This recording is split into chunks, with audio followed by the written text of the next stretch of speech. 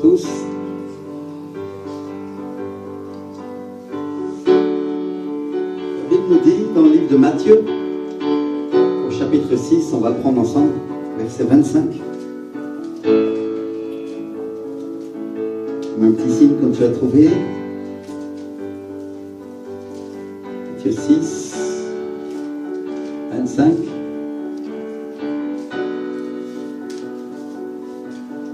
Yeah. Ne vous inquiétez pas pour votre vie, de ce que vous mangerez, ni pour votre corps, de quoi vous serez vêtus. La vie n'est-elle pas plus que la nourriture, et le corps plus que le vêtement? Regardez les oiseaux du ciel, ils ne sèment ni ne moissonnent, et ils n'amassent rien dans des greniers, et votre Père Céleste les nourrit. Dites avec moi, Dieu les nourrit. Alléluia. Ne valez-vous pas beaucoup plus qu'eux? Qui de vous, par ses inquiétudes, peut ajouter une coudée à la durée de sa vie? Et pourquoi vous inquiétez au sujet du vêtement? Considérez comment croissent les lys des champs. Ils ne travaillent ni ne filent. Cependant, je vous dis que Salomon même, dans toute sa gloire, n'a pas été vêtu comme l'un d'eux. Si Dieu revêt ainsi l'herbe des champs, qui existe aujourd'hui, et qui demain sera jetée au four, ne vous vêtira-t-il pas à plus forte raison, gens de peu de foi? Ne vous inquiétez donc point, et ne dites pas que mangerons-nous, que boirons-nous, de quoi serons-nous vêtus, car toutes ces choses, ce sont les païens qui les recherchent. Dites avec moi, ce sont les païens qui les recherchent. Votre Père Céleste sait que vous en avez besoin. Cherchez premièrement le royaume et la justice de Dieu, et toutes ces choses vous seront données par-dessus. Par-dessus quoi? Par-dessus tout. Alléluia. Merci Seigneur. Donc le Seigneur nous dit tout de suite après, ne vous inquiétez pas. De quoi? De quoi est-ce qu'il dit ça? Ne vous inquiétez pas de quoi? Du lendemain. Du lendemain. Alléluia. Avec moi, je ne dois pas m'inquiéter de demain, du jour à venir. Alléluia. Car le lendemain aura soin de lui-même. À chaque jour suffit sa peine. Le lendemain, il aura soin de quoi? De lui-même. En espagnol, la Bible traduit, ne vous préoccupez pas du lendemain, parce que le lendemain amènera sa préoccupation. À chaque jour suffit son propre mal. Le lendemain va amener quoi? Sa préoccupation. C'est-à-dire que ça ne sert à rien de te préoccuper aujourd'hui de ce qui va venir demain, parce que le lendemain viendra avec sa propre préoccupation. Et il vient tout équiper. T'as pas besoin de t'inquiéter.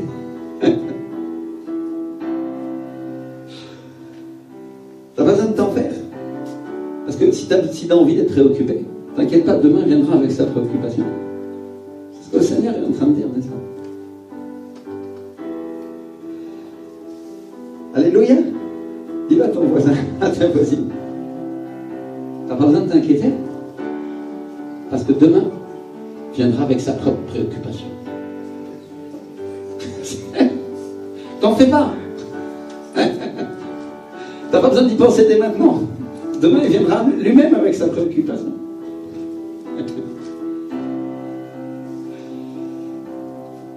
Et le mot qui est utilisé pour mal,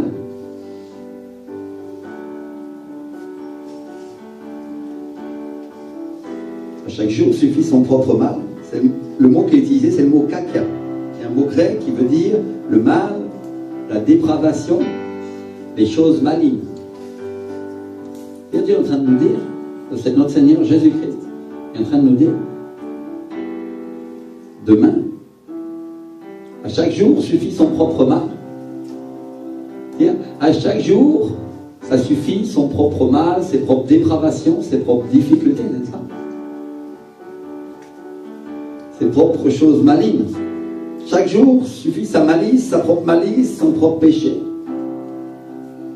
Et juste avant, il nous dit, ne vous inquiétez, ne vous préoccupez de rien, absolument de rien. Mais ce que Jésus veut qu'on apprenne, c'est qu'on apprenne à avoir confiance. Dites avec moi, avoir confiance en Dieu. Et donc, mes frères et sœurs, peut-être aujourd'hui ton frigo est vide et tu ne sais pas ce que tu mangeras demain. Mais tu fais confiance parce que tu sais que demain, Dieu le remplira. Dites avec moi, demain, Dieu remplira mon frigo. Alléluia. Merci Seigneur. Tu peux l'appliquer à n'importe quoi d'autre que tu as besoin dans ta vie. Aujourd'hui, je suis malade. Mais demain quoi? Demain, Dieu me guérira. Alléluia. Merci Seigneur. Donc il y a une chose qu'on doit comprendre. La première chose, c'est que c'est seulement quand on a manqué de quelque chose qu'on apprend comment Dieu pourvoit. Tu ne peux pas apprendre comment Dieu va pourvoir quelque chose dans ta vie si tu n'as jamais manqué de cette chose-là. Vous voyez, certaines personnes, ils voient les choses de Dieu comme quelque chose d'un peu magique. Non, c'est ça. On fait une formule magique et voilà, ça va se produire. C'est pas comme ça, Dieu, pas de magique. Ça n'existe pas, ça. Dieu pourvoit par la foi. Dites avec moi, par la foi. Et la foi, la Bible nous parle d'une substance. Elle parle de quelque chose de spirituel qui est palpable et qu'on peut toucher. Dites avec moi, une substance. Alléluia. C'est-à-dire, ce n'est pas une formule magique. Je proclame et voilà, ça arrive. Non, ça arrive si tu crois. Alléluia. Dites avec moi, ça arrive si je crois. Il y a un acte de ma part que je dois faire pour commencer à obtenir ces choses-là. Et tu vas dire, pasteur, ça ne m'intéresse pas ce que tu dis parce que mon frigo, il est toujours plein. Bien ma vie. Mais est-ce que ta vie est pleine de Dieu? Est-ce qu'elle est pleine du Saint-Esprit? Est-ce qu'elle est pleine d'aliments spirituels? Est-ce que tu as la compréhension des choses divines? Est-ce que tu as la vision des choses de Dieu, de l'avenir et des choses qui vont se passer? Ou est-ce que tu sais comment tu vas diriger ta vie et la manière dont toi tu vas œuvrer dans l'église ou chercher et travailler avec Dieu? Parce que ça aussi tu peux l'obtenir en Dieu. Dis-moi, obtenir. Alléluia. C'est Seigneur.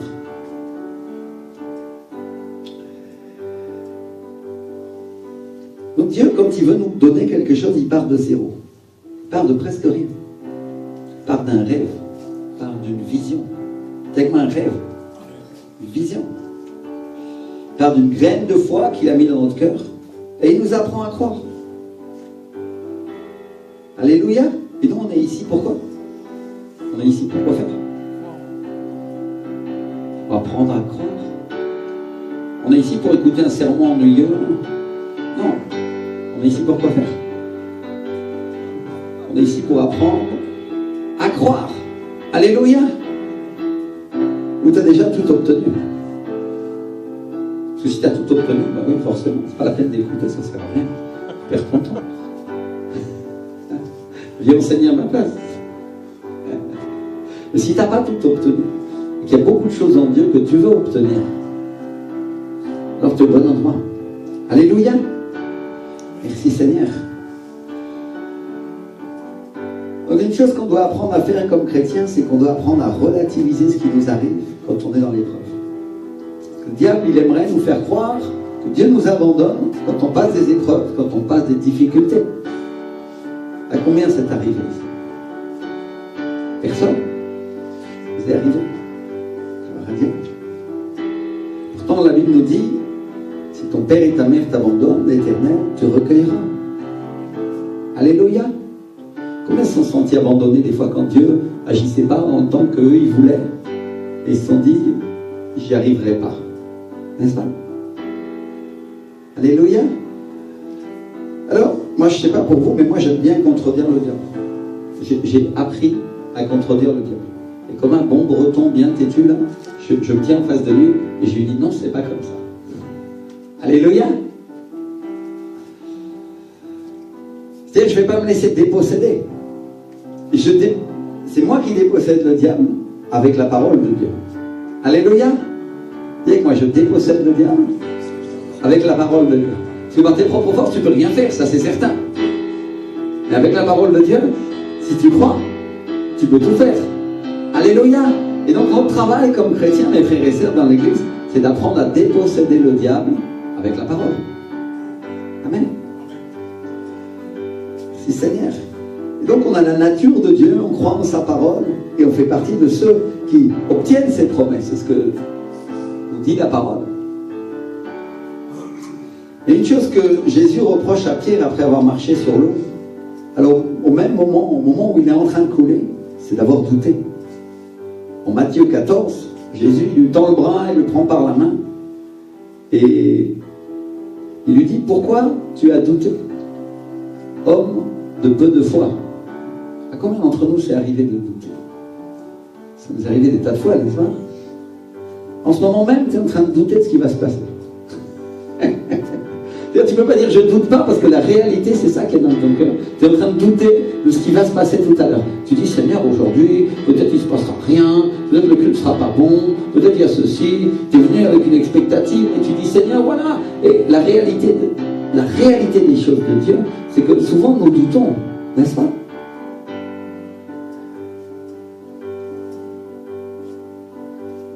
Et mes frères et sœurs, on peut regarder Pierre, qui était une des personnes qui avait le plus de foi, qui était une des personnes les plus courageuses, qui venait de marcher sur l'eau. Ce que les autres disciples n'avaient pas fait. Et sans embargo, Dieu lui dit, pourquoi tu as douté? Et après, il lui dit quelque chose qu'on connaît tous, il lui dit, homme de quoi? Homme de peu de foi. Pierre! Peut-être tu vas dire, c'est dur, mais moi, je voudrais vous dire une chose. La personne qu'on traite la plus durement, en général, c'est la meilleure. C'est les meilleurs. Parce qu'on veut qu'ils arrivent plus loin, n'est-ce pas? Alléluia. Ceux qui vont réussir, ceux dont on veut qu'ils soient les meilleurs, sont les personnes qu'on va traiter avec le plus de dureté. On va les frapper les plus durs. Un entraîneur de football te dira, celui-là est doué, ce petit-là il est doué, alors je vais le faire travailler 10 fois plus. Et je ne vais pas lui dire que c'est bien. Au contraire, je vais lui en faire baver pour qu'il soit encore meilleur que les autres, n'est-ce pas? C'est vrai ou c'est pas vrai? Est-ce que le monde travaille de cette manière?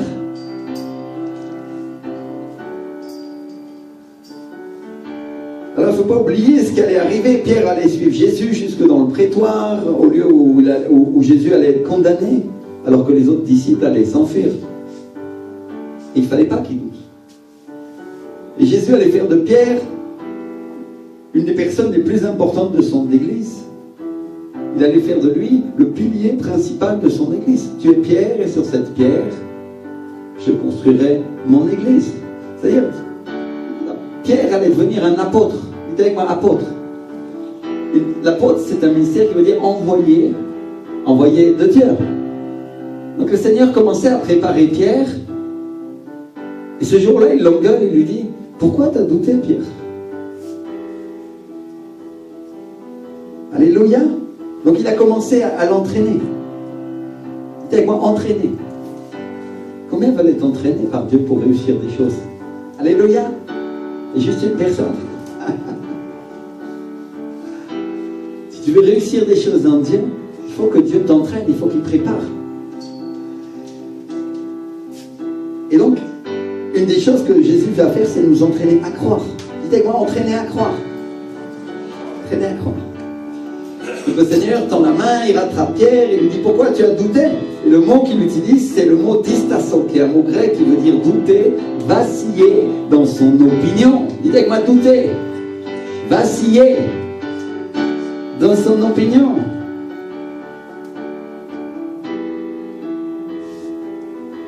Dans le mot distasso, il y a la notion de, ça veut dire double.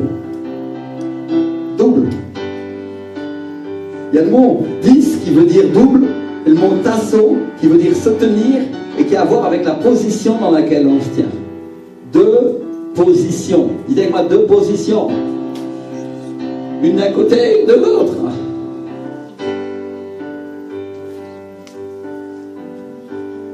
Pierre, pourquoi deux positions dans ton cœur?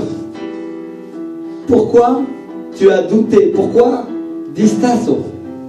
Pourquoi il y a deux positions dans ton cœur? Pierre, est-ce que tu ne viens pas de marcher sur l'eau à l'instant? Pourquoi tu penses autrement maintenant et maintenant tu es en train de t'enfoncer? Qu'est-ce qui fait que tu as changé d'avis, Pierre? Il est en train de lui dire, Jésus, pourquoi distasso? C'est quoi distasso? Pourquoi deux positions? Pourquoi deux manières d'agir et deux manières de faire, Pierre? Qu'est-ce que tu fais? Qu'est-ce qui te prend? Est-ce que tu ne crois pas en moi? Il est en train de lui dire, Jésus,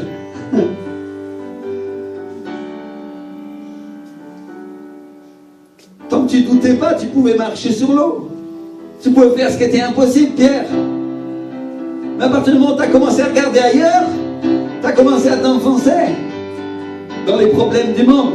Et tu as commencé à couler. Et les eaux ont commencé à submerger. Et maintenant, je suis obligé de venir te prendre la main et dire, Seigneur, pourquoi tu as douté? Distasso, pourquoi il y a deux positions dans ta foi?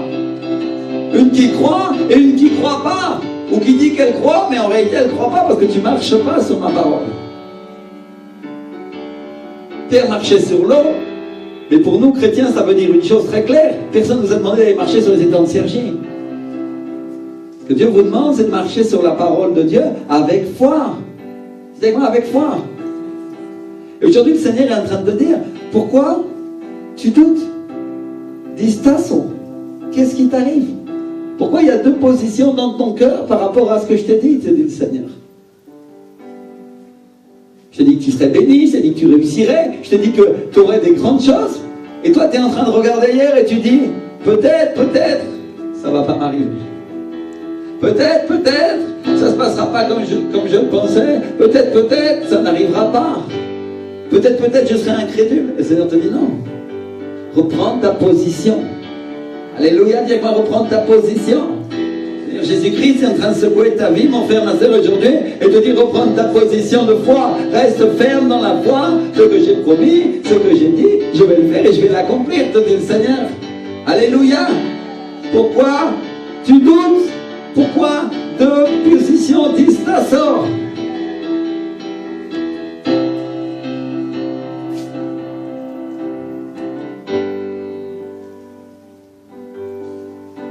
Jésus est en train de dire à Pierre, tu pouvais faire ce qui était impossible tant que tu me croyais. Mais dès qu'il s'est présenté une autre opinion, tu l'as cru et tu as commencé à couler. Dès que tu as commencé à arrêter de me regarder, Pierre, dès que tu as arrêté de me croire, tu t'es enfoncé. Et oui, mes frères et sœurs, le doute, c'est une autre opinion qui vient contredire celle de Dieu. Je vais le redire parce que je voudrais que vous l'attrapiez. Le doute, c'est une autre opinion qui vient quoi? Elle vient contredire celle de Dieu. Et on a vu ensemble toutes les dernières semaines que la parole de Dieu est la vérité, que Jésus est la vérité. Donc s'il y a une autre opinion, c'est quoi? C'est un mensonge. Alléluia. La sœur Carole disait quelque chose de très intéressant tout à l'heure. Elle disait, si tu me permets de réutiliser cet exemple qui était génial, elle disait le sentiment. Alléluia. Vraiment, elle ajoute à ma prédication avec cette discussion qu'on a eue tout à l'heure. Le sentiment, ce que tu vois, ce que tu sens, te ment. Je crois que c'est un moyen mnémotechnique on va se rappeler ça, n'est-ce pas? Alléluia, elle n'est pas enseignante pour rien. Hein? Alléluia. Le sentiment, c'est-à-dire ce que tu sens te ment. C'est pas vrai. Ce qui est vrai, c'est ce que j'ai dit, te dit le Seigneur. Alléluia. On ne parle pas du sentiment amoureux, ça c'est autre chose. Mais la manière dont tu conduis ta vie par l'esprit, si elle est guidée par les sentiments, tu vas te tromper. Parce que ce n'est pas les sentiments qui peuvent conduire et guider ta vie. Ce n'est pas ce que tu sens, ce n'est pas ce que tu vois, c'est ce que tu crois. Alléluia. Dis avec moi ce que je crois. C'est ce qui doit guider ma vie.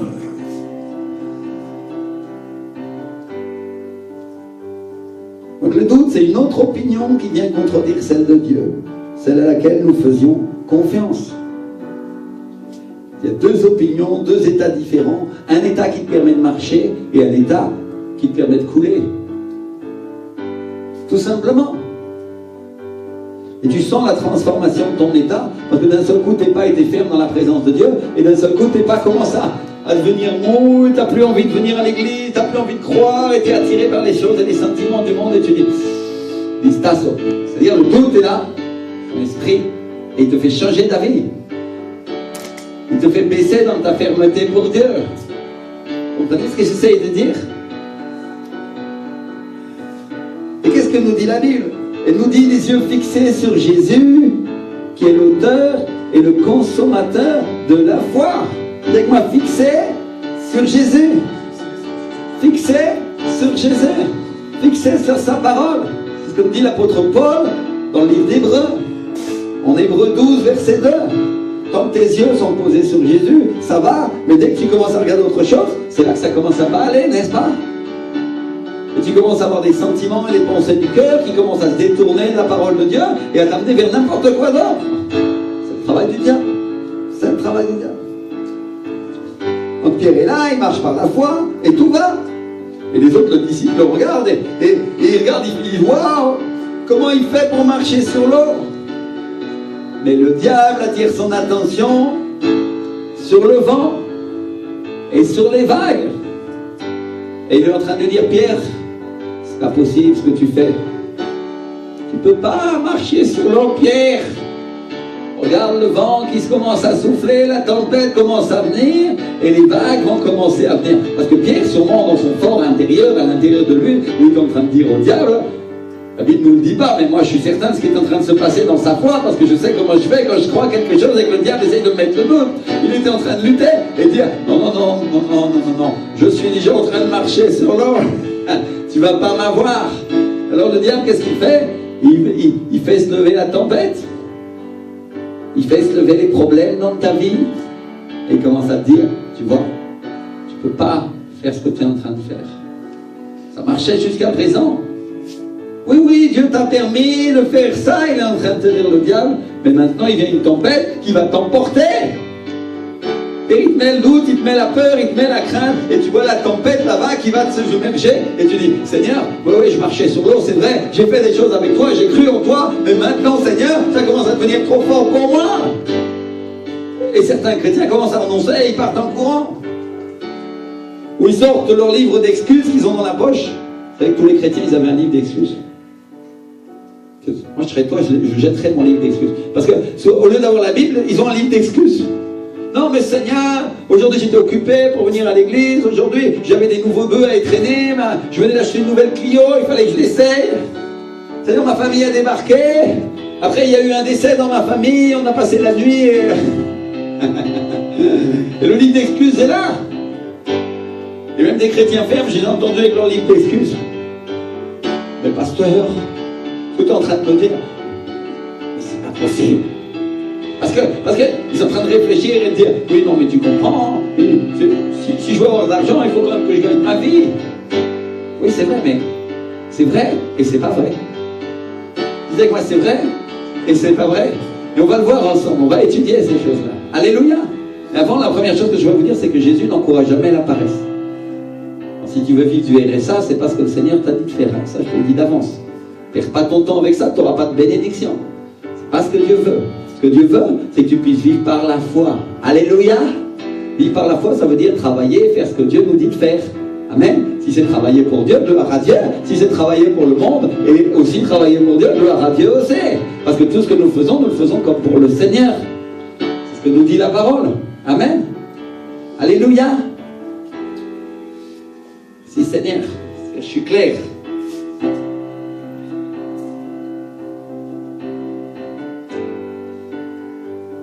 Donc, Pierre croit en Dieu. Comme nous croyons en Dieu aussi. Il croit en Jésus. Il a appris à croire sa parole. Il a appris qu'il pouvait lui faire confiance. Et Jésus l'appelle, alors il ne se pose aucune question. Il vient, il commence à marcher sur l'eau. Oh Seigneur, on fait des choses impossibles aux autres. Gloire à Dieu. Et là, le vent se lève et la tempête. Vent et tempête de problèmes sur ta vie, te dit le Seigneur. Voilà ce que le diable fait pour essayer de te décourager. C'est-à-dire, le diable vient, il lui présente une autre opinion, il lui propose un autre chemin, une autre manière de penser, et cette opinion fait vaciller sa foi. Et mes frères et sœurs, il n'y a rien de nouveau dans ces choses-là, il n'y a vraiment rien de nouveau. Parce que le diable, il a déjà fait ça au jardin d'Éden. Si vous regardez l'histoire d'Adam et Ève, à un moment, il dit, est-ce que Dieu a vraiment dit? Est-ce que Dieu a vraiment dit que vous ne pouvez pas manger tous les arbres du jardin?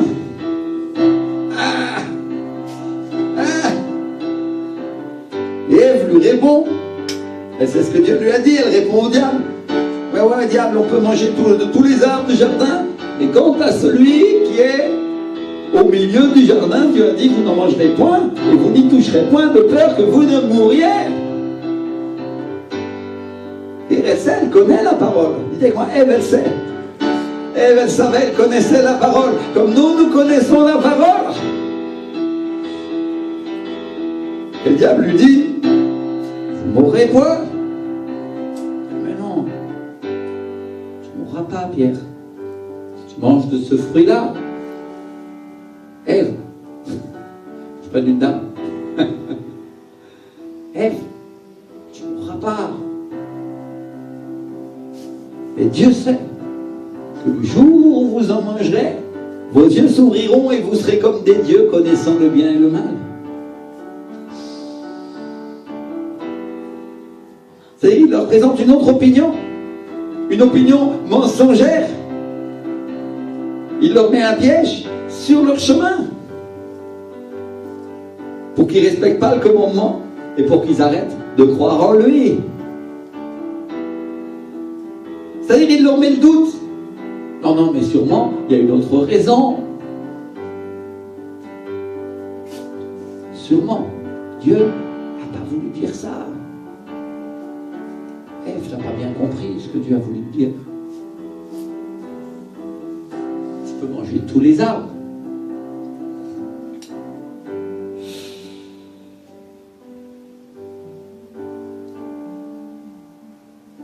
On prend le cas de Pierre. Sûrement le diable, dans l'inconscient de Pierre, était en train de lui dire, vous êtes des êtres humains quand même. Vous ne pouvez pas marcher sur l'eau. Dieu a permis que tu le fasses comme ça pendant un temps, mais maintenant, tu ne crois pas que tu vas continuer à faire ça longtemps.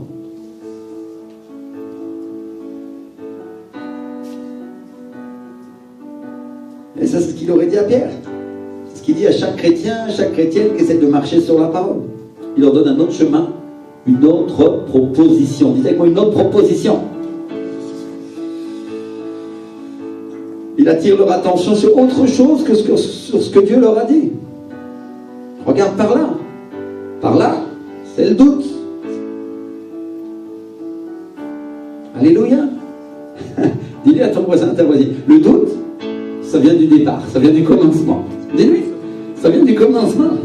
Le diable a fait douter Ève de la parole que Dieu lui avait dit. Est-ce que tu penses qu'il ne te fera pas douter toi aussi? Et pourtant, eux, ils savent ce que Dieu leur a dit. Vous serez bénis, vous mangerez tous les arbres du jardin, mais pas celui-là. Oh Seigneur. Et là, ils regardent le commandement de Dieu et ils regardent la proposition du diable. Dis-moi la proposition. Et dès qu'ils regardent le diable, dès qu'ils regardent le doute, ils commencent à tomber. C'est-à-dire, le doute fait tomber leur foi. Parce que le doute, c'est un poison. Le doute, c'est le poison de la foi. Dites-moi le poison. J'aurais dû amener une bouteille sur laquelle j'aurais écrit poison, parce que j'aurais que vous vous rappeliez de ça. Le doute, c'est le poison de la foi. Chaque fois que le diable t'abreuve de doute, il est en train d'empoisonner ta foi pour que tu ne puisses pas avoir la victoire. Parce que la Bible dit que votre foi, c'est ce qui a vaincu le monde.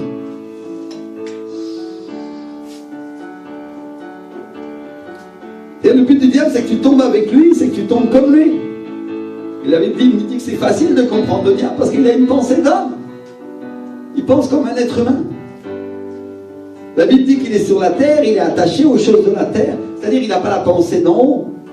Il ne pense pas comme Dieu, il ne peut pas marcher comme Dieu. Ou marcher comme les enfants de Dieu, ils marchent. Et donc il met le doute à Ève par rapport au commandement. Et elle connaît le commandement de la parole. Pourtant la Bible nous dit le commandement est bon, il est juste et saint. Comme ça en Romains 7, 12.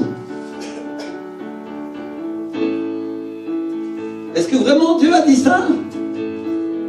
Que tu pouvais marcher par la foi? Il est cinglé ce prédicateur. Il va t'amener à ta perte. Tu auras des problèmes si tu fais ce qu'il dit. C'est-à-dire, il t'amène le doute par rapport à quelque chose qui est écrit dans la parole de Dieu et qu'on est en train de t'enseigner ici. Dans la pratique que tu es en train de faire.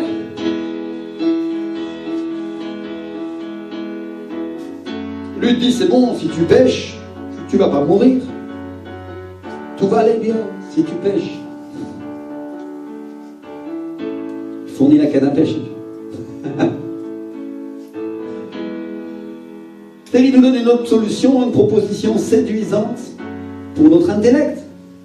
Ah, si je peux pêcher, alors tout va bien. Tranquille. Après, il y a des conséquences et toi, tu ne comprends pas pourquoi. Ou tu n'as pas compris, ou tu ne veux pas comprendre, ou tu fais semblant de ne pas comprendre. Et après, le gars vient et il dit, regarde, Dieu t'a abandonné. Et pourtant, c'est toi. Tu n'as pas fait ce que Dieu t'avait dit de faire. Tu n'as pas écouté ce que Dieu t'avait dit de faire. Et qui subit des conséquences et des problèmes. Je ne veux pas entendre de Dieu. Enfin, mais ça, c'est pas parce que tu te caches loin de l'église ou tu t'échappes loin de la parole de Dieu que tu vas t'échapper de Dieu. Parce que même Jonas, dans la baleine, au fond de l'océan, Dieu le regardait et il ne supportait pas la présence de Dieu et ses yeux qui regardaient sa désobéissance. Oh Seigneur! Vous comprenez ce que j'essaye de dire? Oh Seigneur, c'est prophétique cette parole en plus. Dieu est en train de parler à plusieurs personnes. Ou peut-être d'autres personnes qui vont garder aussi. Seigneur parle à tous. Hein. Donc il y a deux chemins différents. Le chemin de Dieu et un autre chemin. Vous avez un autre chemin. Il nous dit, choisis la vie pour que tu vives. Alléluia. Quand il dit choisis, ça veut dire qu'il y a une autre possibilité, non? Ah ouais.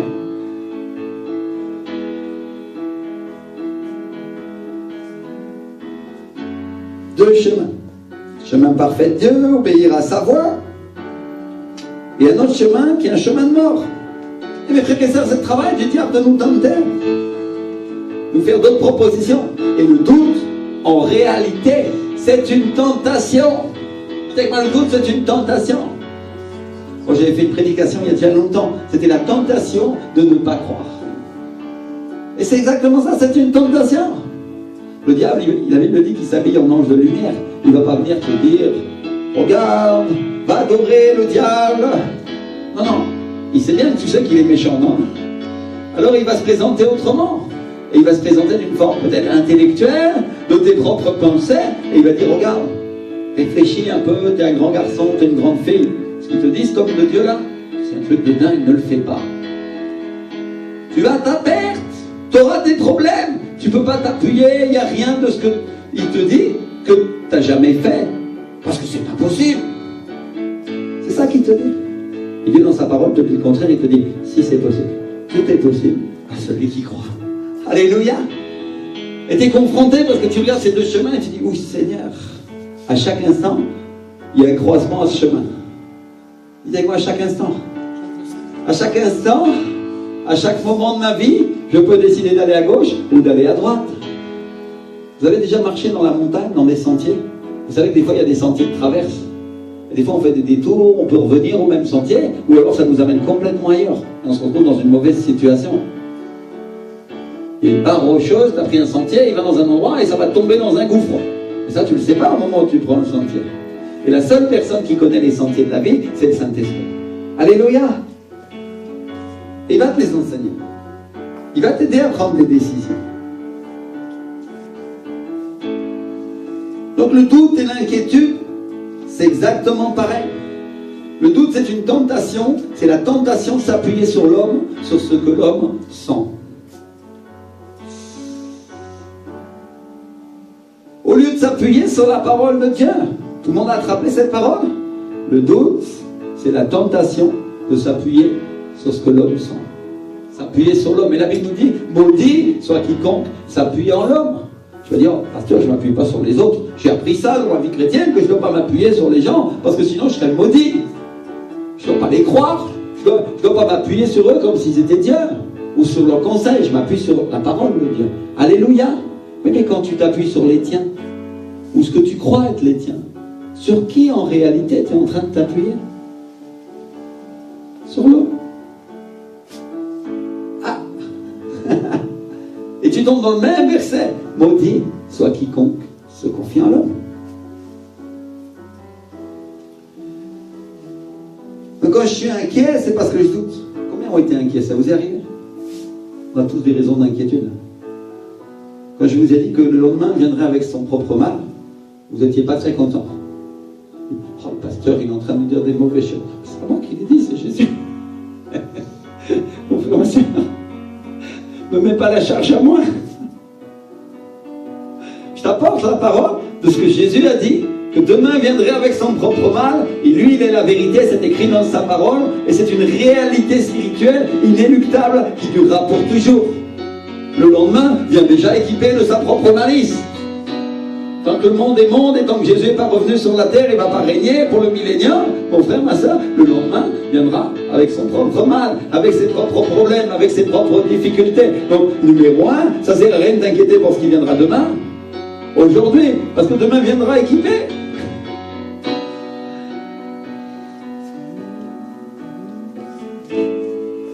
Donc demain t'amènera ses propres doutes aussi. Tu peux en être certain. Et la question qui fera que tu tiendras et que tu seras ferme, mon frère, ma soeur, c'est que tu auras appris dès que tu es petit dans l'église à prendre les bons chemins qui sont les chemins de la foi. Alléluia. Ah, choisis le bien pour que tu vives. Choisis la vie qui est la vie. Jésus-Christ est le chemin, la vérité et la vie. Sa parole, c'est Jésus. Je choisis de croire en sa parole. Dites-moi, je choisis de croire. Je choisis de croire en la parole de Dieu. Voilà ce que je suis venu t'enseigner, mon frère, ma soeur, de la part du Seigneur aujourd'hui. À être un bon breton têtu. Peut-être que tu n'es pas de Bretagne, je ne sais pas. S'il y en a un qui vient de Bretagne. Hein. Et les Bretons, ils sont têtus, surtout pour les mauvaises choses. C'est une réalité. Tu diras non, non, c'est comme ça. Mais tu sais quoi, tu peux exploiter le bon côté et être têtu pour les bonnes choses. Alléluia. Merci Seigneur. Et commencer à affronter le diable en lui disant, c'est pas la vérité. Et moi je choisis de croire en la parole de Dieu. Parce que lui il va te présenter tout un éventail de possibilités. Crois-moi, il est très fort. Vous savez, les magiciens, vous avez déjà vu comment ils font? Il faut sortir le lapin du chapeau. Après, ils prennent la carte et ils la mettent dans ta poche pendant que tu n'as même pas vu comment il l'a fait. Et bien, le diable fait comme ça. C'est un magicien, il travaille avec le mal. Lui, oui, il travaille avec la magie, avec la sorcellerie, ça c'est certain. Mais Dieu, non. Alléluia. Dieu travaille avec sa parole. Et il travaille avec le surnaturel de sa parole. Et c'est ce surnaturel-là qui a vaincu le monde, parce que tu as la foi. Il t'a donné ce grain de foi pour que tu crois en lui. Et quand tu crois en lui, tu obtiens la victoire sur toutes les magies, les sorcelleries, les problèmes qui peuvent venir contre toi et que l'ennemi essaye de placer.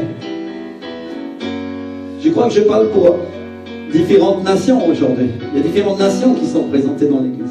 Mes frères et sœurs, il y a deux manières de sorcellerie. Les Africains, ils savent de quoi je parle parce qu'ils parlent de la sorcellerie au sens littéral du terme, que le sorcier vient, il leur fait un sort et je ne sais pas quoi. Et oui, le diable fait des choses comme ça. Mais Dieu a la puissance de te protéger de toutes ces choses-là et tu n'as pas à les craindre. Alléluia. Mais de la même manière, et là je voudrais parler pour l'intellect, on va dire, européen,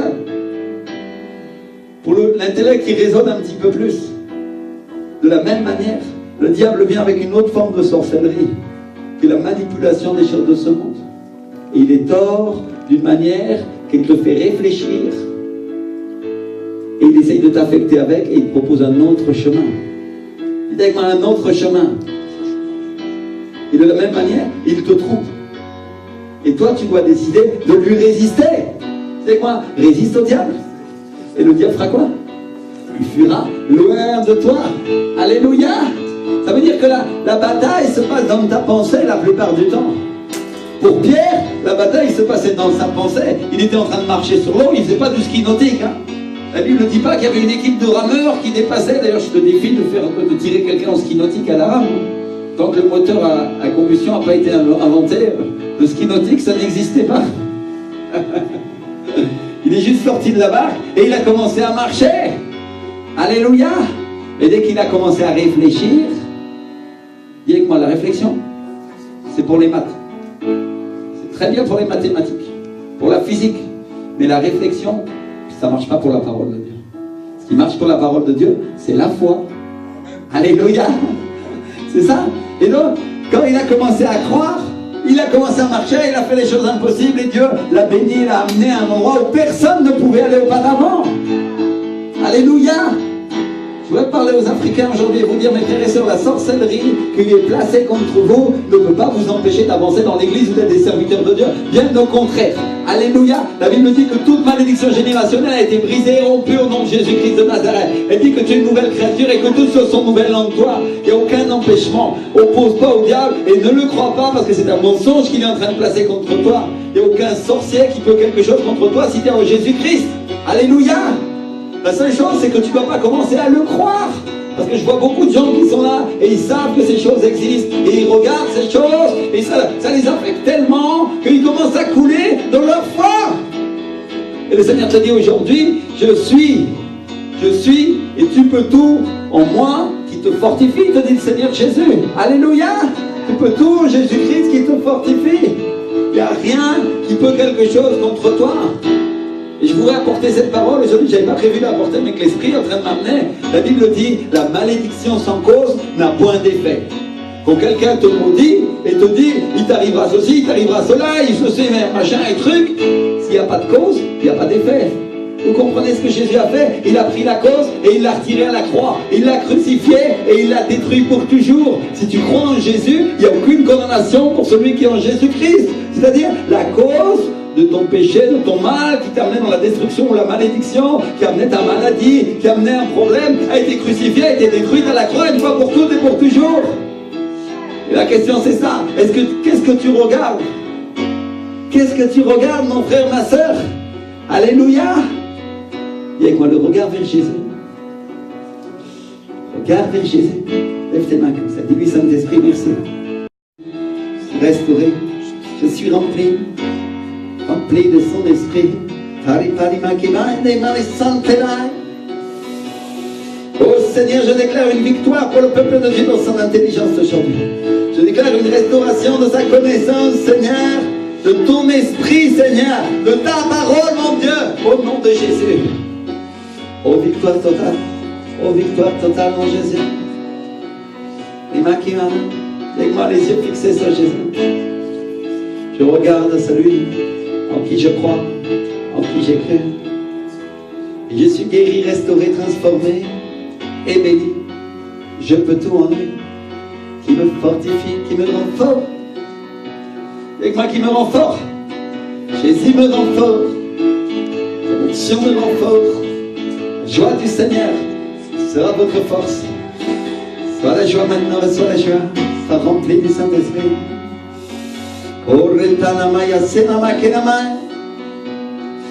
Une victoire qui vient pour ce peuple, dit le Seigneur. Il n'y a rien en France qui peut t'empêcher d'avancer en moi, te dit le Seigneur.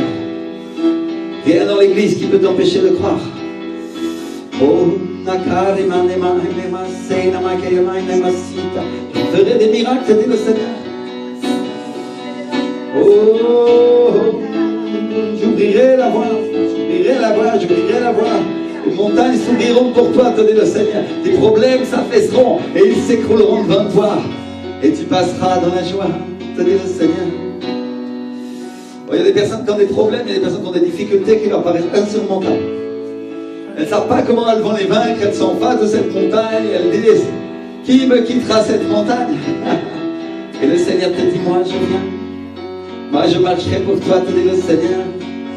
Oh, tu entends dans la montagne, de tomber dans la mer. Oh, te dit le Seigneur, je marcherai avec toi, je serai avec toi. Elle s'écroulera, elle se fondrera devant toi. Il n'en restera rien, il n'en restera rien, te dit le Seigneur. Les difficultés font maintenant.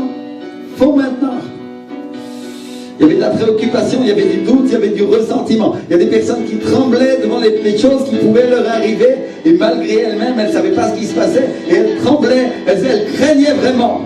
Et le Seigneur te dit, c'est fini. Je marche pour toi, te dit le Seigneur. Ne crains pas, mon fils, ne crains pas, ma fille, te dit le Seigneur. Il n'y a rien que je ne puisse accomplir pour toi. Il n'y a rien que je puisse faire. Pour toi, te dit le Seigneur, je suis avec toi. Ne crains pas. Ne crains pas. Lève ta main et dis-lui, Seigneur, cher Saint-Esprit, j'ai tant besoin de toi, Seigneur. Renouvelle ma vie. Transforme-la. Donne-la. Oui, j'ai soif de toi. J'ai soif de toi. Oh, le nama. Il y a un renouvellement, il y a une transformation sur l'Église. L'Église qui va avoir la foi. Grande foi.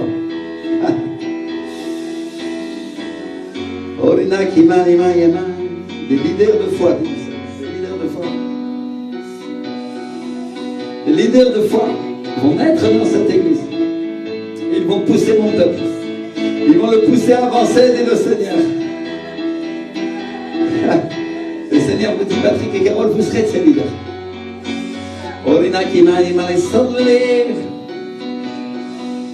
Vous qui regardez à moi, dit le Seigneur, ne craignez pas, car il n'y a rien que je ne puisse faire. Aucun démon, aucun diable ne se tiendra devant vous, dit le Seigneur. Car moi, dit le Seigneur, j'ouvrirai le chemin, je transformerai vos pas et vous marcherez pour moi, dit le Seigneur. Vous serez mes témoins. Vous serez mes témoins. Oh, vous témoignerez de moi. Oh, Renakima. A prié, continue à prier. Mets la main sur ta tête comme ça, dis-lui, Seigneur, je crois. Seigneur, oui, mon roi. Ce qui était impossible, ce qui me paraissait impossible me paraît possible maintenant. Je m'appuie sur toi, je m'appuie sur toi, je m'appuie sur toi, je m'appuie sur toi, je m'appuie sur toi. Oh, esprit de joie. Oh, le Seigneur dit, j'ai restauré cette joie dans l'église. La présence vient pour ta vie. Reçois. Reçois. Il y a l'oppression qui est en train de partir. Il y a un joug invisible, des tentacules du diable qui étaient venus contre toi et tu ne savais pas quoi faire. Tu as été comme effaré et tu as craint pour le péché et tu as craint de tomber. Et le Seigneur te dit, je suis avec toi. Je suis avec toi. Il y a des personnes qui étaient dans les eaux profondes et elles ont marché sur ces eaux et à un moment elles ont craint de couler. Et le Seigneur vous dit, vous marcherez et vous marcherez pour moi et vous marcherez avec moi, dit le Seigneur.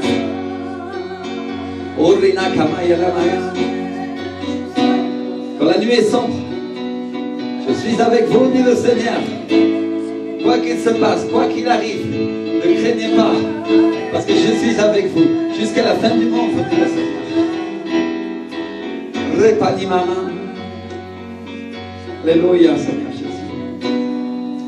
Exalte Dieu, présence de Dieu, présence de Dieu. C'est-à-dire, il est en train d'amener une restauration, il est en train d'amener une transformation. Il y a des personnes qui étaient dans la crainte et à partir du moment où elles ne vont plus commencer à craindre, au contraire, elles vont commencer à croire. Alléluia. Et le Seigneur va éclairer leur visage. Il va y avoir une restauration du sourire sur tous les visages de cette église, dit le Seigneur. Oh, retanama qui s'en de les mains. Oh, repapapapapa. Parce que beaucoup ont vu combien c'était dur, et le Seigneur dit, et leur visage reflétait cet état. Mais le Seigneur dit, à partir de maintenant, ils reflèteront mon état, dit le Seigneur. Je vais ramener le sourire sur tous les visages de l'église, dit le Seigneur. Et beaucoup seront dans la joie, et certains riront, et ils se rouleront à terre en croyant et en glorifiant mon nom, dit le Seigneur.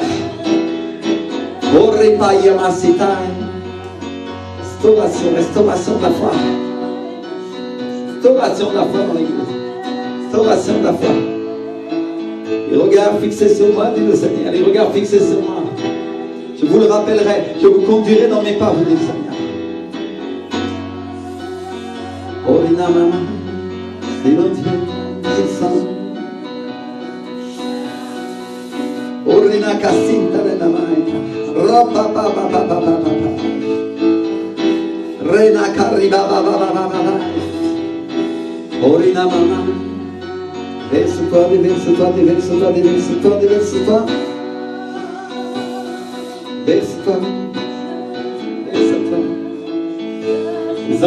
Présente Dieu. Oh, il y a des personnes qui vont sortir de cette église avec une grande foi. Elles vont commencer à croire en face de leur adversité, dit le Seigneur.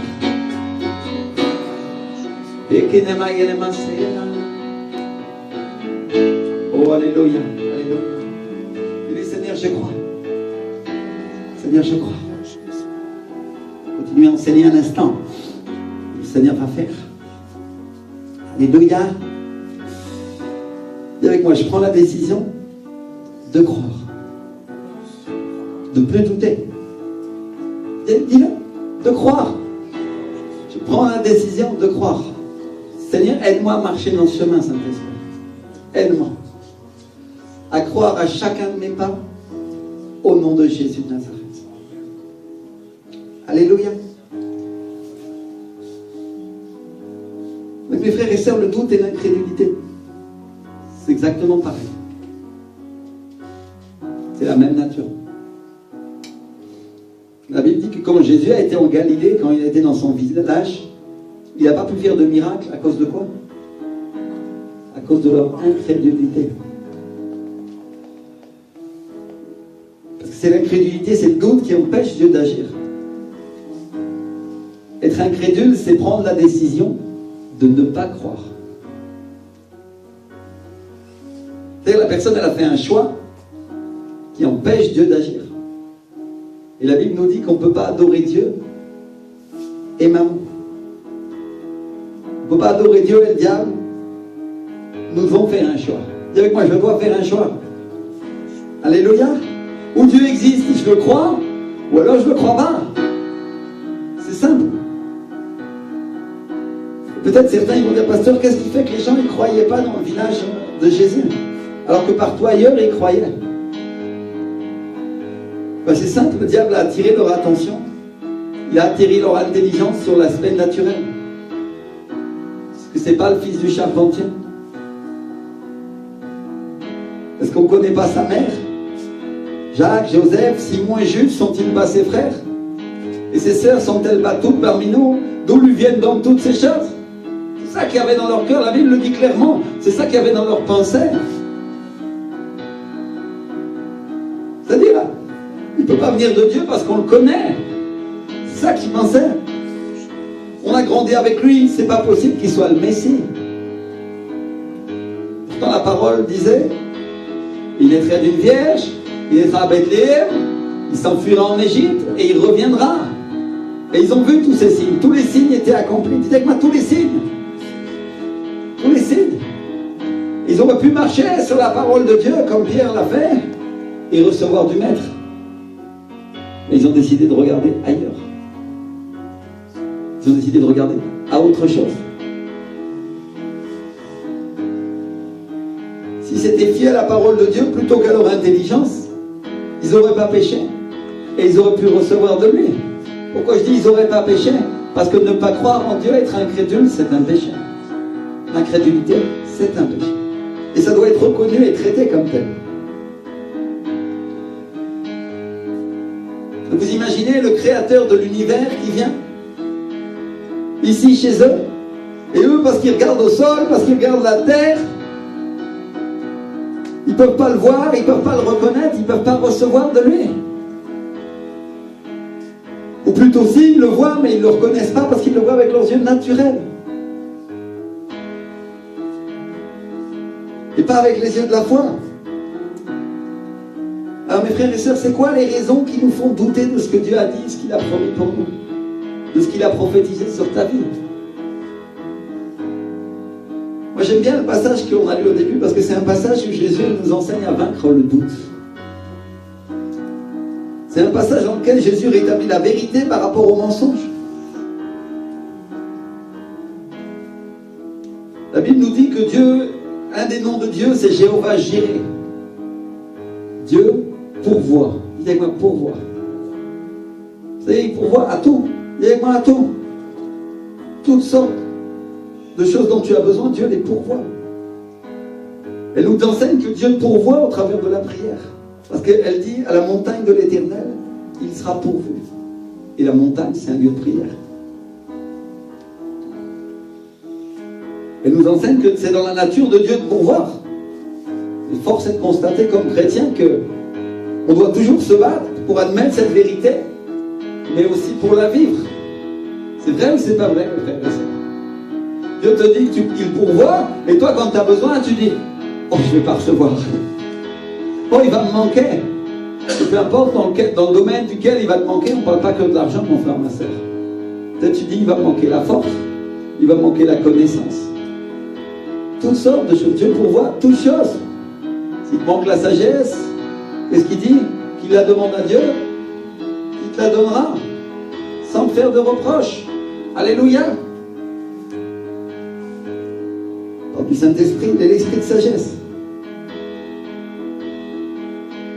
Donc le Seigneur Jésus, dans ce passage, il nous propose une contre-réflexion. Dites avec moi une contre-réflexion. Il nous propose une autre image pour mettre à terre les mensonges du diable. Et la première chose qu'il nous dit, c'est arrêtez de vous préoccuper, arrêtez de vous inquiéter pour ce que vous mangerez ou ce avec quoi vous vous habillerez. C'est-à-dire, il est en train de nous dire, arrête de te préoccuper pour les choses de la terre. De si je m'occuperai de ta famille ou pas, de comment ils vivront quand tu ne seras pas là, et je ne sais pas quoi. Arrête de te préoccuper des choses de la terre. Préoccupe-toi de moi, et tu dis le Seigneur. Alléluia. Je crois que Dieu parle à une personne. Donc il utilise un exemple. Il nous dit, regardez, ouvrez les yeux. Les oiseaux des cieux ne travaillent pas. Ils ne travaillent pas dans des bureaux. Ils ne travaillent pas dans des tours. Et pourtant, Dieu les nourrit. Ah. Ils ne font pas de réserve, non. Ils n'ont pas d'argent sur leur compte. Et pourtant, notre Père Céleste les nourrit. Alléluia. C'est-à-dire, il est en train de dire, est-ce que je ne suis pas plus grand que ces choses-là, il dit le Seigneur. Alors peut-être tu as arrêté de travailler, ou tu vas bientôt arrêter, ou tu ne travailles plus. Et toi, tu te dis comment je vais manger, ou avec quoi je vais m'habiller. Ou peut-être tu as eu de l'argent, et à partir de maintenant, tu vas en avoir moins. Aujourd'hui, le Seigneur, il dit, ne t'inquiète pas, est-ce que je t'ai pas toujours pourvu jusqu'à présent? C'est-à-dire, Dieu veut nous bénir avec le surnaturel qui vient de lui, mes frères et sœurs. Je ne suis pas en train de dire qu'on ne doit pas travailler. Ce que je dis, c'est que même si tu ne travailles pas, peu importe ce qui est en train de t'arriver, Dieu peut t'ouvrir des sources de provision auxquelles tu n'avais jamais pensé. Alléluia. Il y a les sources surnaturelles de Dieu. Sources surnaturelles. Il peut fournir et pourvoir à tes besoins d'une manière que tu n'avais jamais imaginée. Il y a 2 ans, je suis allé à Bogota à la conférence de réveil et j'y suis allé par la foi. Et une fois sur place, je m'inquiétais pour savoir si j'avais assez d'argent pour payer l'hôtel, pour payer les taxis. Parce que j'avais que l'argent que j'avais sur moi dans ma poche. Ma carte était bloquée. On avait trop dépensé. Je suis allé par la foi. Je n'avais pas l'argent pour y aller et Dieu m'a pourvu. Alléluia. Il y a 1000 manières pour Dieu de pourvoir.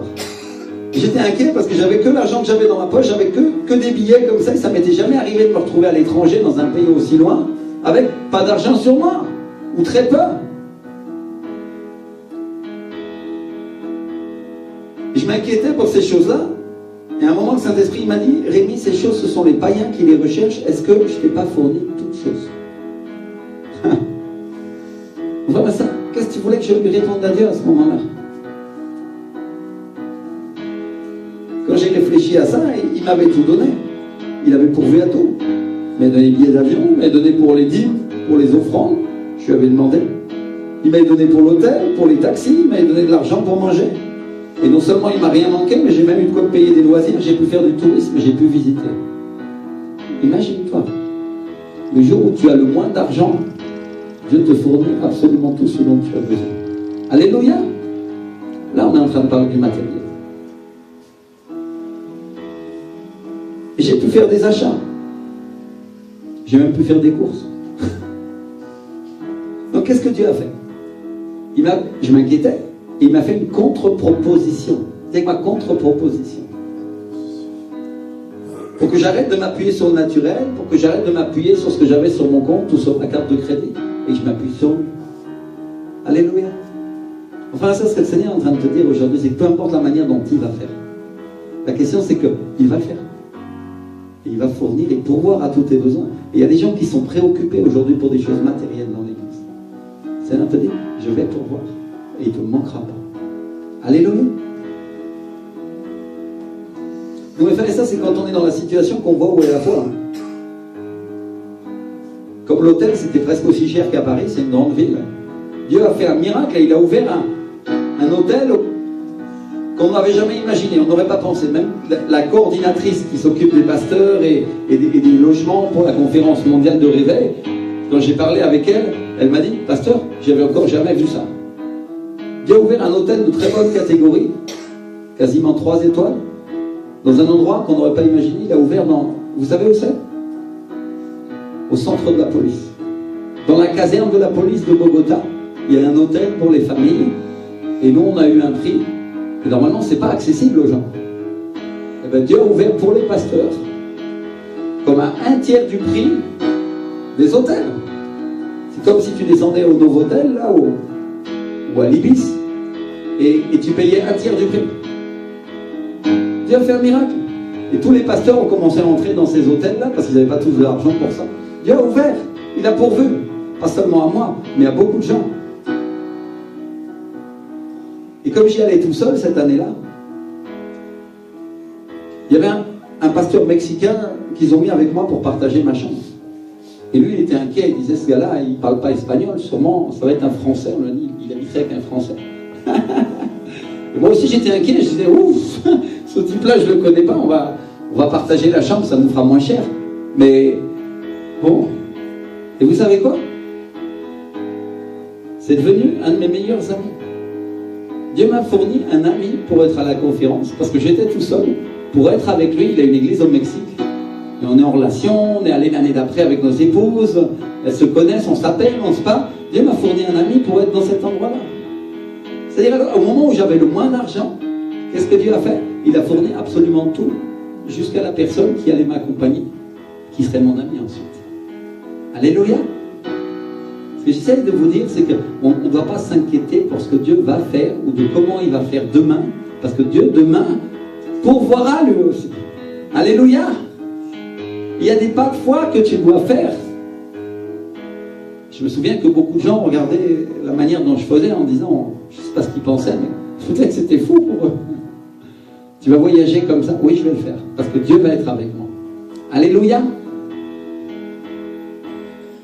Tu vas te retrouver dans cette situation. Oui, je vais le faire parce que Dieu m'appelle, je dois être là-bas. Dieu a fourni, a pourvu absolument tout. Quand je suis rentré, Dieu m'a fourni l'argent pour rembourser à la personne à qui j'avais emprunté. Pour les billets d'avion. Alléluia. C'est-à-dire, Dieu s'est débrouillé d'une manière surnaturelle pour que je puisse ne manquer de rien à ces moments-là. Alléluia. Donc, peu importe la manière dont Dieu fait.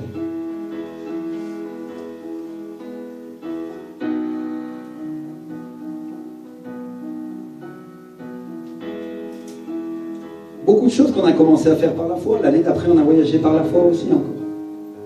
Et Dieu a tout fourni. Il n'a rien manqué. Au début, il nous manquait, mais quand on est rentré, tout a été réglé. Alléluia. C'est-à-dire qu'il a fallu qu'on fasse un pas de foi. Dites-moi un pas de foi. Parce que c'est facile, si je te donne l'argent maintenant, que tu dois voyager, tu vas dire gloire à Dieu, Dieu m'a fourni. Ça, c'est le plus facile. Hein. Mais si tu n'as pas l'argent, comment tu vas faire? Vous comprenez ce que j'essaye de dire? Dieu peut faire des choses. Je ne dis pas qu'il fait toujours comme ça. Je dis que parfois il fait comme ça. Pour que nous, on apprenne à croire. Alléluia. On peut parler des vacances. Il nous a amenés en Espagne. Mon épouse nous a emmenés en Italie. On a visité Venise. Imaginez-vous, ça coûte cher. J'avais pas d'argent. Dieu nous a amenés là. Gloire à Dieu. Et cet été, on ne savait pas si on aurait des vacances. Parce qu'on n'avait pas ce qu'il fallait. Et qu'est-ce que Dieu a fait? 2 jours avant, 3 jours avant, 2 ou 3 jours, chérie. On a eu ce qu'il fallait et on a pu avoir des vacances en Italie. On a profité. C'est-à-dire, par la foi. Alléluia. Ce que Dieu a fait avec moi, il ne le fera pas forcément avec toi. Parce que j'essaye pas de te dire que ça c'est la méthode pour obtenir de Dieu. Ce que j'essaye de dire, c'est que parfois, il faut faire des pas de foi. Dieu va sûrement faire d'une autre manière. Et il va défier ta foi. Et quand tu n'auras pas certaines choses, il va te proposer une possibilité de l'avoir. Et tu vas dire, comment je vais l'avoir, Seigneur? Est-ce que je crois que tu vas fournir, tu vas pourvoir pour moi le matériel ou le spirituel? Je ne sais pas où est le problème le plus important pour toi.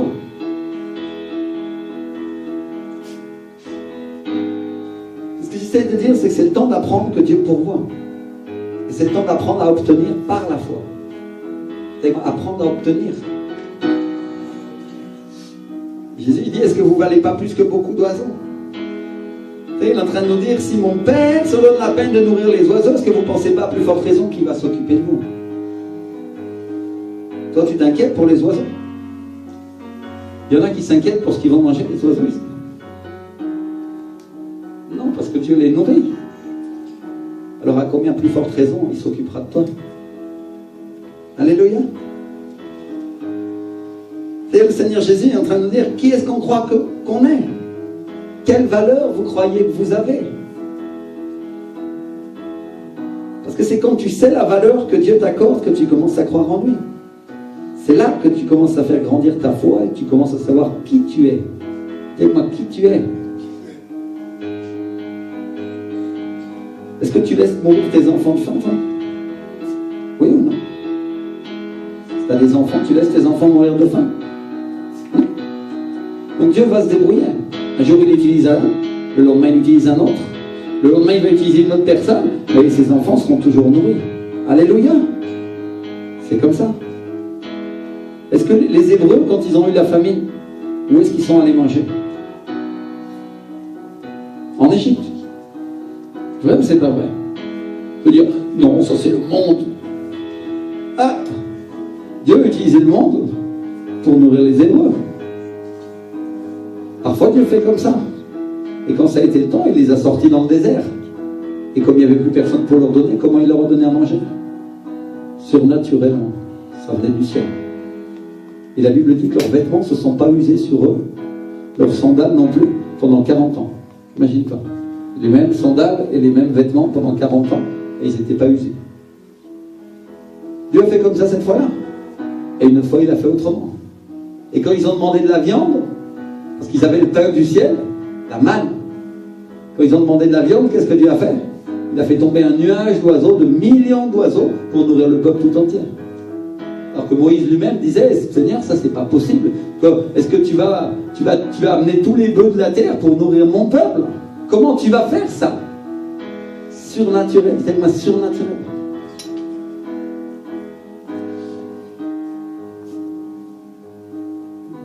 Donc il faut arrêter de regarder au sol. Il faut arrêter de regarder la terre et lever les yeux vers le ciel et regarder les oiseaux. Regarder les oiseaux et te rappeler qui tu es. Si tu vois qu'ils ont à manger, toi aussi, toi. Alléluia. Et si ça te prenait l'envie de regarder au sol, si ça te prenait l'envie de regarder à terre, le Seigneur nous donne un autre exemple, où il nous parle des lys des champs. Un exemple où il dit, regardez les lys, ils ne travaillent ni ne filent. Dis-le à ton voisin, tiens, eux non plus, ils travaillent. Je ne suis pas en train de dire qu'il ne faut pas travailler.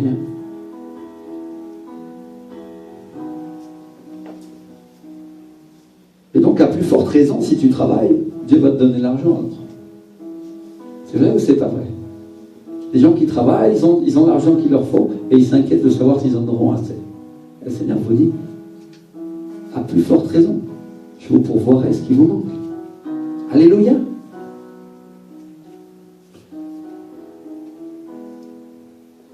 Donc Jésus continue, il ne travaille ni ne file, cependant je vous dis que Salomon lui-même, dans toute sa gloire, n'a pas été vêtu comme l'un d'eux. Si Dieu revêt ainsi l'herbe des champs, qui existe aujourd'hui, qui demain sera jeté au four, ne vous vêtira-t-il pas, à plus forte raison, gens de peu de foi? Salomon, c'était le roi le plus riche d'Israël. Plus riche qu'aucun roi n'a jamais été, plus riche qu'aucun roi ne sera jamais. Et pourtant, Dieu te dit aujourd'hui, Salomon lui-même n'a pas été habillé comme moi j'habille les lys des champs. Dans toute sa gloire, dans tout ce que je lui ai donné. Alléluia. Dans tout ce que je lui ai donné, il te dit le Seigneur. Le roi Salomon, le plus riche du monde n'a pas obtenu un vêtement pareil. Si on réfléchit un peu à la qualité des vêtements que Dieu donne aux lys ou aux plantes, on parle d'un tissu vivant qui est très élaboré. On parle de quelque chose qui dépasse en qualité, en beauté, même les plus belles fibres de l'homme.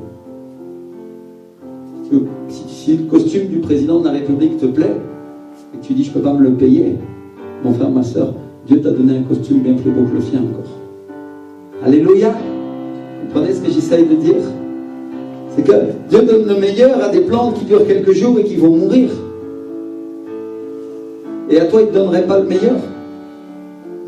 Aujourd'hui, je suis venu pour briser un argument qui consiste à dire que nous ne pouvons pas dépasser la condition dans laquelle nous sommes.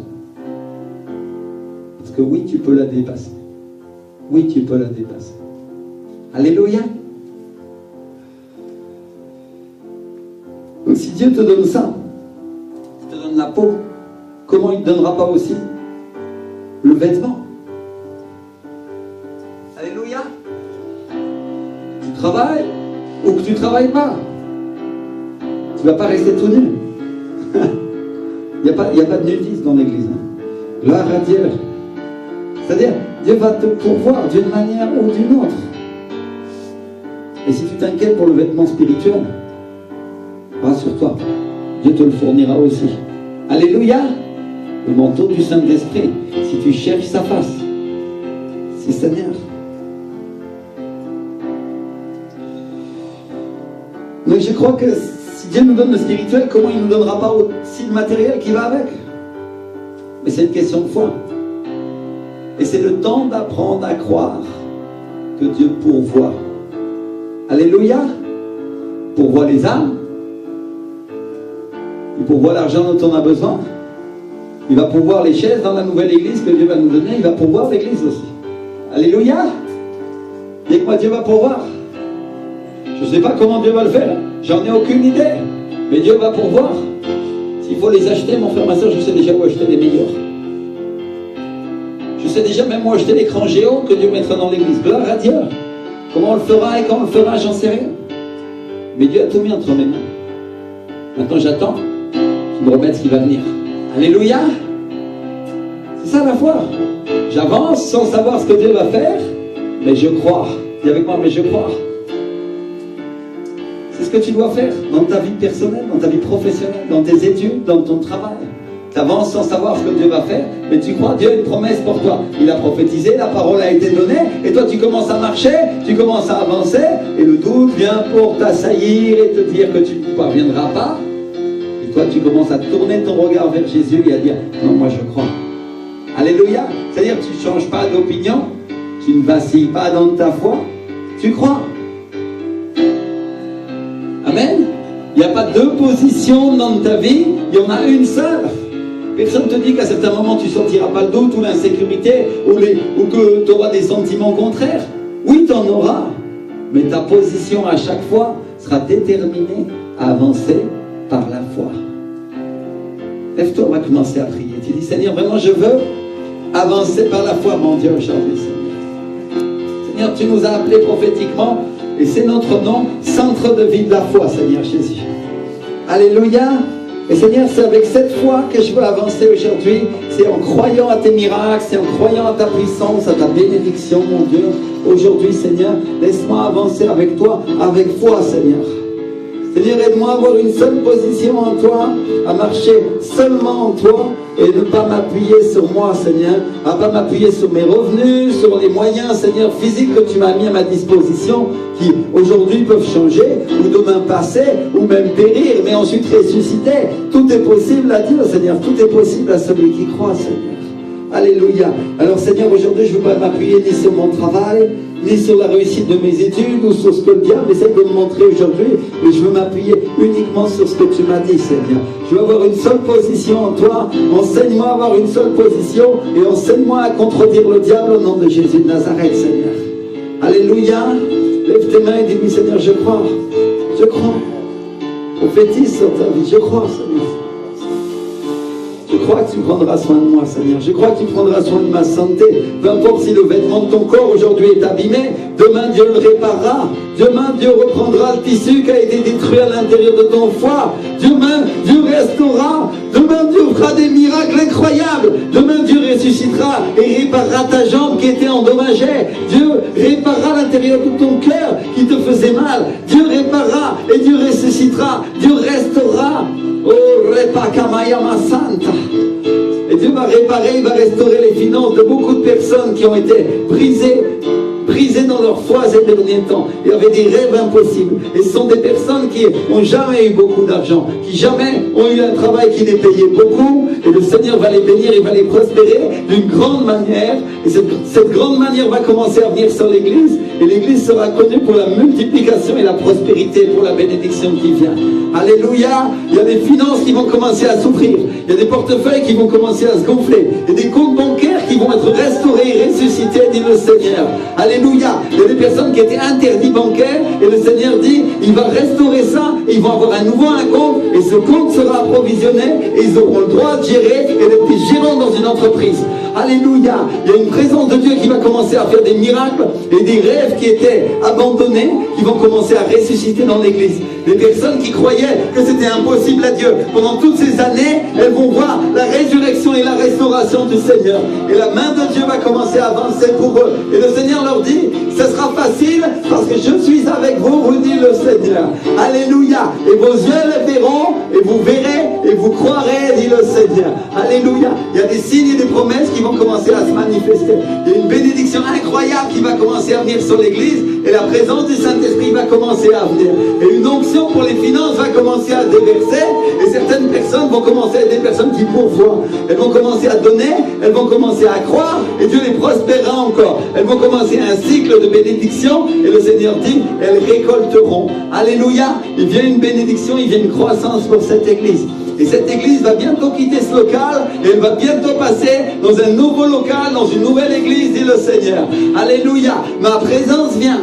Ma présence vient, dit le Seigneur. Et vous allez être étonnés de ce qui va se passer et de la vitesse à laquelle toutes les choses vont arriver, dit le Seigneur. Parce que l'un viendra avec une bénédiction et l'autre avec une autre. Et en même temps, beaucoup seront bénis. Tous seront bénis, dit le Seigneur.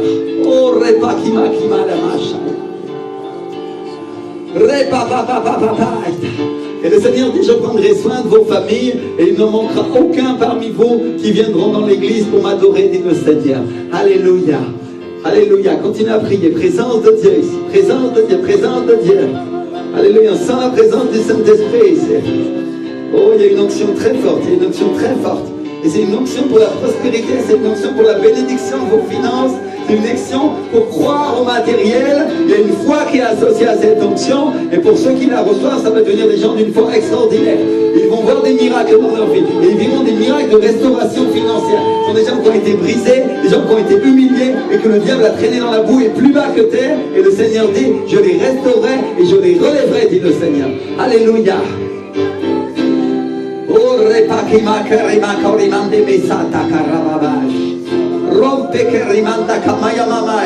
Ce rond tout lien maintenant qui attaque les finances au nom de Jésus de Nazareth. Ce rond toujours maintenant qui attaque la pensée et qui attaque les personnes et les empêche de croire qu'elles sont choisies et que Dieu a des plans pour eux au nom de Jésus de Nazareth. Seigneur, nous déclarons aujourd'hui, Seigneur, que toute œuvre du diable est maintenant brisée dans la pensée des gens au nom de Jésus de Nazareth et qu'ils vont faire des exploits au nom de Jésus de Nazareth. Confesse-le, mon frère, ça commence à déclarer. Je vais faire des exploits avec le Seigneur. Je fais des exploits et il n'y a rien qui m'empêche d'avancer et de prospérer au nom de Jésus de Nazareth. Alléluia. Des personnes qui avaient perdu des travaux et qui vont en retrouver. Des personnes qui vont arrêter de travailler et qui vont être quand même bénies et que Dieu prospérera dans leurs affaires. Alléluia. Et il y a des personnes qui avaient leur porte-monnaie vide et qui vont le voir rempli. La bénédiction du Seigneur va commencer à venir et ils sauront que ça vient de moi, dit le Seigneur. Alléluia. Le surnaturel de Dieu est en train de pousser dans l'église et il va commencer à pousser la porte. Et beaucoup vont tomber à genoux devant moi, devant la prospérité et la bénédiction importante que je vais leur donner, dit le Seigneur. Ripanima korima karimande hishai. Rompe kariba karimandayaya. Rompe kariba da kaseda reva karimande hishai. Oh, alléluia, alléluia, alléluia. Se rend tout lien, se rend toujours maintenant dans la pensée des gens au nom de Jésus de Nazareth. nom de Jésus. Au nom de Jésus. Au nom de Jésus. Corre panima kisai.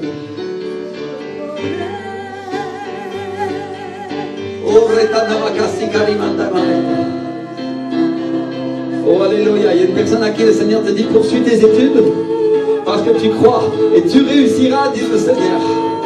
Tu crois et tu réussiras, te dit le Seigneur. Je suis avec toi. Ne regarde pas la situation actuelle, mais regarde la situation qui va se produire, que je vais produire pour toi, te dit le Seigneur. Alléluia. Sana karipata mama. Ronto korepa kima kirimis.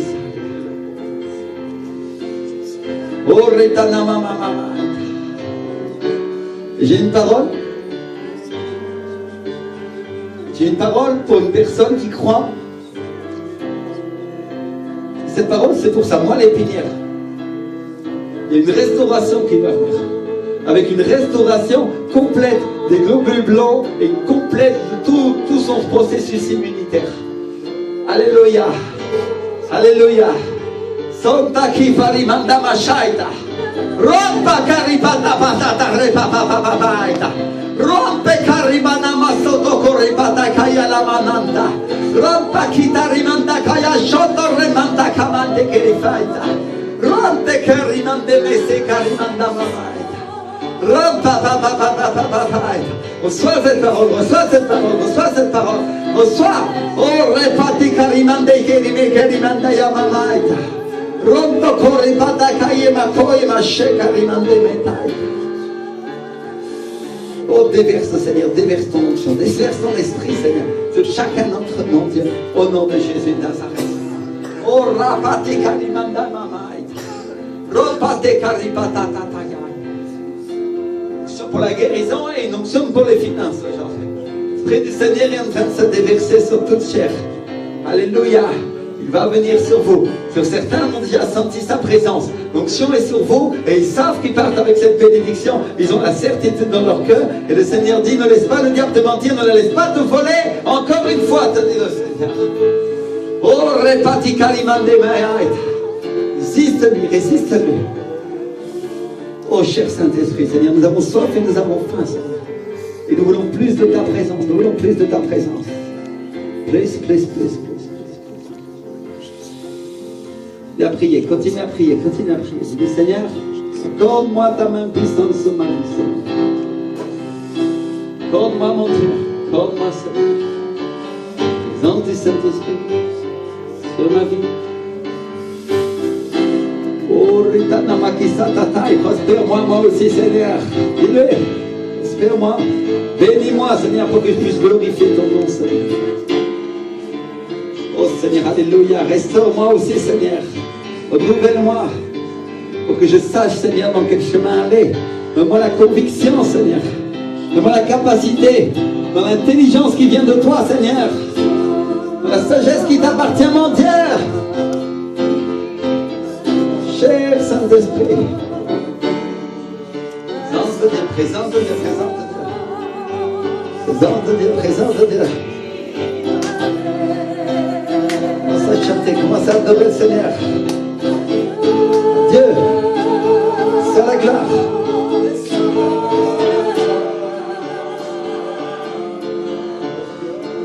Pour les choses qui nous l'appellent.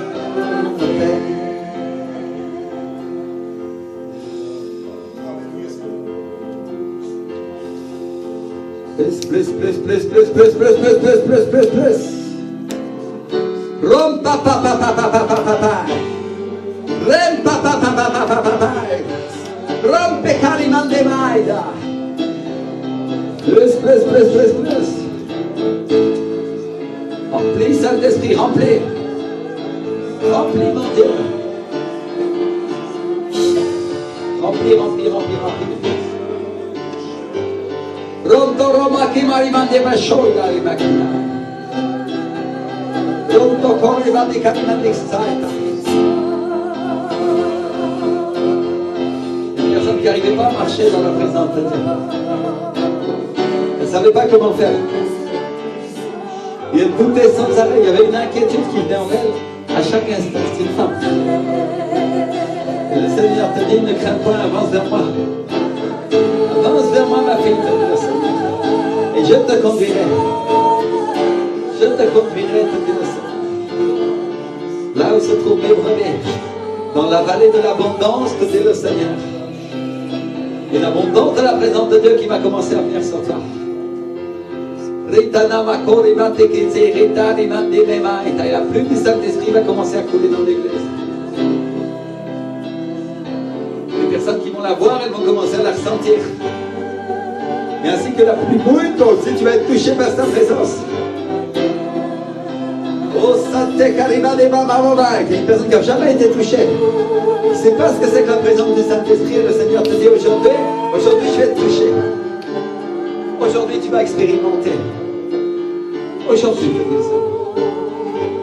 Oh, Rena Kamata Karimanda Mama. Sois rempli maintenant, sois rempli. Sois rempli, sois rempli, sois rempli, sois rempli. Sois rempli du Saint-Esprit. Au nom de Jésus de Nazareth. Sois rempli. Ronto Koribada Kamaya Sasa. Ranta Mama Mama Maida. Oh, Retana Makasita Rimande Memaya. Présente Dieu, présente Dieu, présente Dieu, présente Dieu. Présente Dieu, présente Dieu.